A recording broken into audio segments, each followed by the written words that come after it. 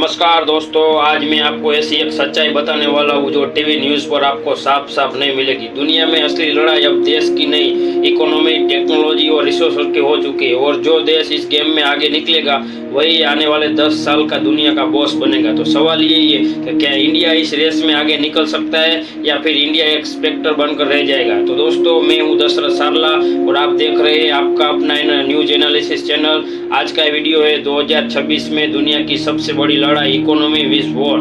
तो चलिए शुरू करते हैं दोस्तों। दुनिया में 3 बड़े बदलाव। तो दोस्तों, आज दुनिया में 3 बदले वॉर का नया रूप। अब वॉर सिर्फ सोल्जर से नहीं, ड्रोन, साइबर अटैक और इकोनॉमिक सैंक्शन से लड़ी जाती है। मनी की पावर, जिसके पास स्ट्रॉन्ग इकोनॉमी होगी वही वॉर भी मैनेज कर सकता है। और टेक्नोलॉजी का कंट्रोल, तो एआई, चिप्स और डेटा, ये आपके जिस न्यूक्लियर हथियार ही है। तो दोस्तों, ग्लोबल इकोनॉमी से क्या स्काई है। तो दोस्तों, आज ग्लोबल इकोनॉमी में 4 बड़े खतरे हैं। इन्फ्लेशन की पूरी तरह कंट्रोल में नहीं है। ऑयल प्राइस कभी भी जंप कर सकते हैं। कंट्री डिबेट बढ़ जा रहा है, इसी वजह से इन्वेस्टर में मन में डर है। तो दोस्तों, ऑयल की दुनिया का असली रिमोट कंट्रोल किसके पास है। तो दोस्तों, आप सोचिए, अगर तेल $10 भी बढ़ता है तो पूरी दुनिया में ट्रांसपोर्ट महंगा होता है, खाने पीने की चीज़ भी महंगी होती है और इन्फ्लेशन बढ़ जाता है। ऑयल आज भी वर्ल्ड इकोनॉमी का रिमोट कंट्रोल बन चुका है। दोस्तों, ऑयल भी इतना इम्पोर्टेंट है पूरी दुनिया के लिए। इंडिया की एंगल से देखें तो इंडिया का बड़ा तेल इंपोर्ट कर रहा है इंडिया। ऑयल बढ़ा तो इंडिया में पेट्रोल, डीजल, महंगाई सब बढ़ेगा और इंडिया में पूरी जनता त्राहिमाम हो जाएगी ऑयल के लेकर। तो एआई और चिप्स, तो नई सुपर पावर की पहचान होती है एआई और अभी चिप्स से।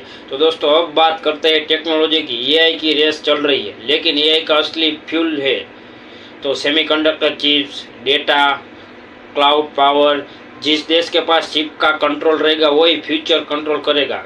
तो इंडिया की एंगल से देखें तो इंडिया के पास ऐसा क्या है। तो इंडिया को चिप मैन्युफैक्चरिंग में तेजी लानी होगी और एआई में स्किल और स्टार्टअप को सपोर्ट करना होगा। तो दोस्तों, इंडिया को अभी ये करने की ज़रूरत है। आगे देखते हैं ट्रेड रूट्स। तो समुद्र में असली युद्ध। दोस्तों, वर्ल्ड ट्रेड 80% सी से होता है, 80% सी से ही होता है और सी रूट डिस्टर्ब होते ही है तो शिपिंग एक्सपेंस होगा, इम्पोर्ट एक्सपोर्ट स्लो होगा, इकोनॉमी डाउन जाएगी और ये सी रूट में टेंशन बढ़ रही है। तो ये फ्यूचर में और बड़ा इश्यू बन सकता है। तो इंडिया की नज़र से देखें तो इंडिया को नेवी स्ट्रॉन्ग करनी होगी और पोर्ट को मॉडर्न बनाना होगा, तभी इंडिया का कुछ हो सकता है। इंडिया तभी आगे जाके आगे बढ़ सकता है। अब बात करते हैं साइबर वॉर। तो बिना गोली के युद्ध। दोस्तों, आज वॉर का सबसे डेंजरस फॉर्म है साइबर अटैक। साइबर अटैक किसी भी कंट्री की बिजली, बैंकिंग, रेलवे, एयरपोर्ट और सब साइबर से बंद हो सकता है। दोस्तों, साइबर इतना हो चुका है आगे और इसमें अटैक का नाम भी पकड़ना भी मुश्किल होगा। तो इंडिया की नज़र से देखें तो इंडिया को क्या करने की ज़रूरत है। इंडिया को साइबर डिफेंस में मिसिव इन्वेस्टमेंट करना होगा। इंडिया का डेटा अपना खुद का होना चाहिए। अभी इंडिया का सब डेटा विदेश के पास होता है, अमेरिका या चाइना के पास। तो अगले 5 साल में सबसे बड़ा खतरा क्या है दोस्तों। तो दोस्तों, अगले 5 साल में बड़ा खतरा है economy slow down plus reasons war, यानी वॉर होगा और इकोनॉमी कमज़ोर होगी तो कंट्री अनस्टेबल होगी। तो अनस्टेबल कंट्री में क्या क्या हो सकता है। तो रूट में इमिग्रेशन, टेरर सब बढ़ सकता है।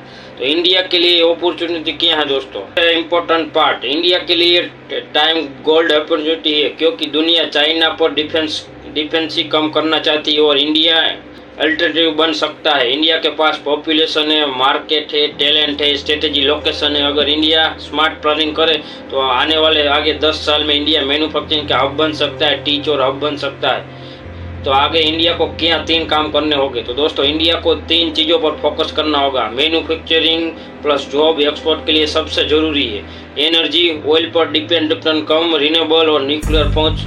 टेक्नोलॉजी में एआई, चिप्स, साइबर सिक्योरिटी और डिफेंस चीज में भी आगे इन्वेस्ट करना होगा।